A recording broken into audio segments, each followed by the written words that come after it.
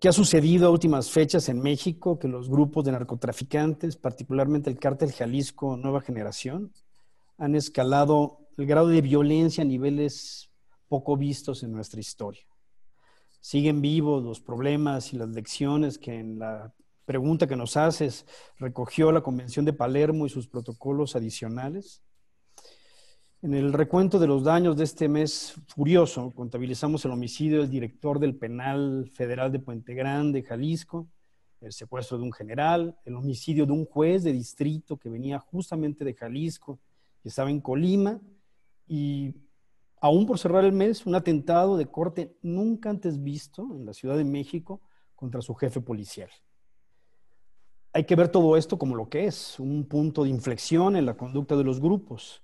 Y la respuesta a la cuestión planteada, creo, debe ser multicausal, interdisciplinaria, compleja y glocal. Glocal, utilizando este neologismo para hablar de lo local y lo global.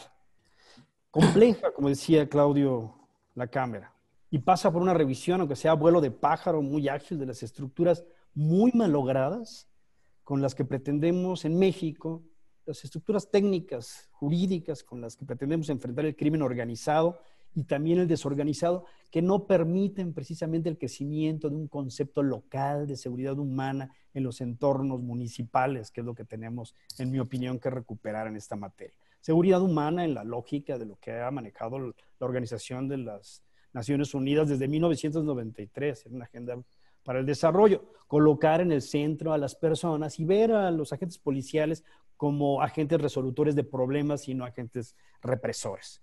¿Cuál es el instrumento legal que emplea nuestro país para enfrentar la delincuencia organizada? Es una ley que data de 1996, la Ley Federal contra la Delincuencia Organizada, que es una ley centralista.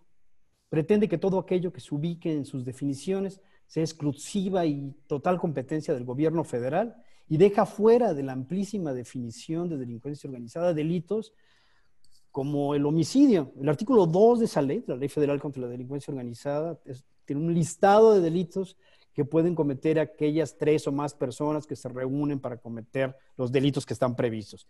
Y entre esos delitos, por insólito que parezca, no está el homicidio. El homicidio no está considerado como un delito de delincuencia organizada. ¿Y qué es lo que sucede cuando se enfrenta el Cártel Jalisco Nueva Generación en la sierra contra el Cártel de Sinaloa y mueren 35 personas? ¿Esos homicidios no tienen que ver con delincuencia organizada? Pues esta ley, junto con la posteriormente conocida como Ley de Narcomenudeo, ha generado fronteras técnico-jurídicas entre la Federación y las entidades federativas y los municipios que no se corresponden con la realidad. Suponer que los narcomenudistas, de los que tiene que hacerse cargo la entidad federativa, no tienen que ver con los narcomayoristas, pues es una petición de principio que no se compadece en nada con lo que sucede en las calles y con lo que hemos visto todos los que nos hemos dedicado a esto durante años. Obviamente los narcomenudistas son el espejo mercantil de los narcomayoristas. ¿Hemos sido capaces de construir policías en nuestro país? Policías municipales en esta lógica de seguridad humana y estatales, confiables y respetados.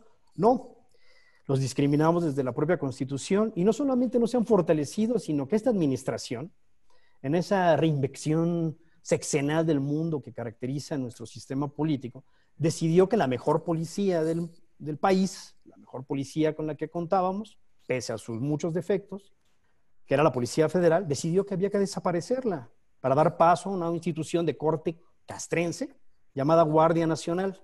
Y hoy, merced a una reforma constitucional y un decreto que tiene muchos bemoles, recientemente publicado el 11 de mayo, quienes deben hacerse cargo de las tareas de seguridad pública en nuestro país son los militares y los marinos, quienes integran la Fuerza Armada Permanente. Esto dice el decreto y esto dice el quinto transitorio constitucional. El presidente de la República podrá disponer de la Fuerza Armada Permanente para tareas de seguridad pública.